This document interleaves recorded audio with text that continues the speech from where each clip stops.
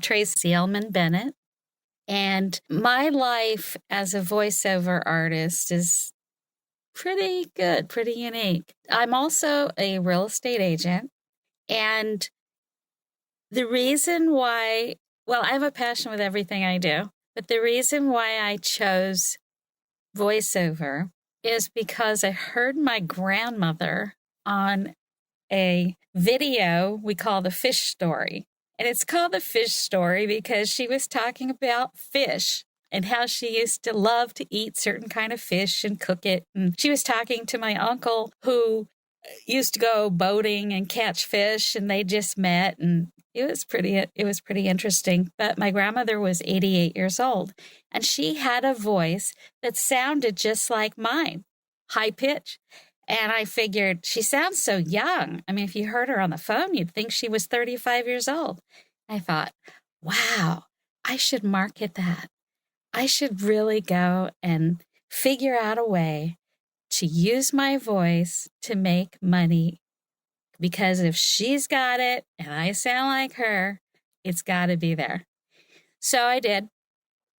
And I can say that I've never worked a day in my life. Why do I say that? Because I like what I do. I have a passion. I don't feel like it's work. I have a lot of things that are work, like applications and stuff we all don't like to do. But anyway, so I've done voiceovers that are electronic toys. Other people do like elevators that talk. So voiceovers are just all over the place. But I started writing books because my son said, he wrote a book and he said, Mom, I want you to get started in the business and you can use my book. Well, I was already in SAG-AFTRA, which is our union, and I thought, for acting, I thought, wow, I wonder if I could just, really pull something off. So I did his book, and it sounded, in my opinion, it didn't sound that good, but it took me for a maybe 400-word book. It took me maybe 300 hours to edit it because I didn't know what I was doing. I hadn't taken all my classes yet. So I started taking classes for about 6 years, and I got really good with them. And then I started getting hired to do other people's audiobooks. And then I wrote some more of my own books, and then I did turned those into audiobooks.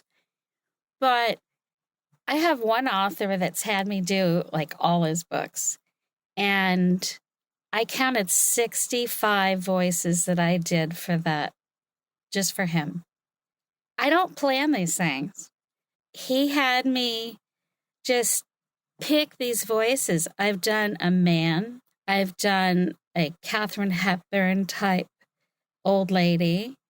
I've done one that sounded just like my mom. Of course, my mom was like, that doesn't sound like me. Oh, yeah, it does. It was funny.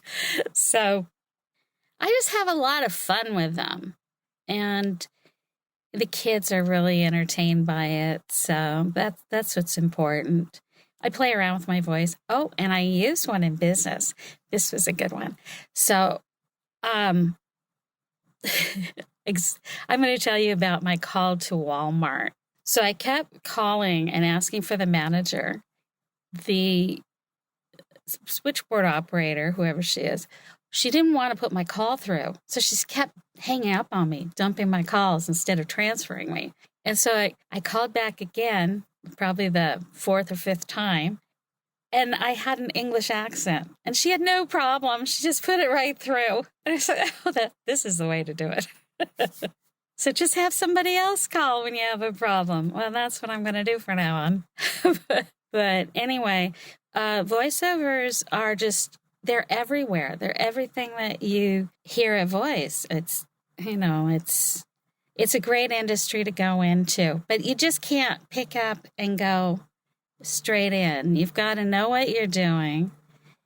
You've got to make certain move your face and contort your face depending on what it is you're doing. Like if you want to be a cartoon or a video game, for example, you're going to get hit in the stomach, that hurts.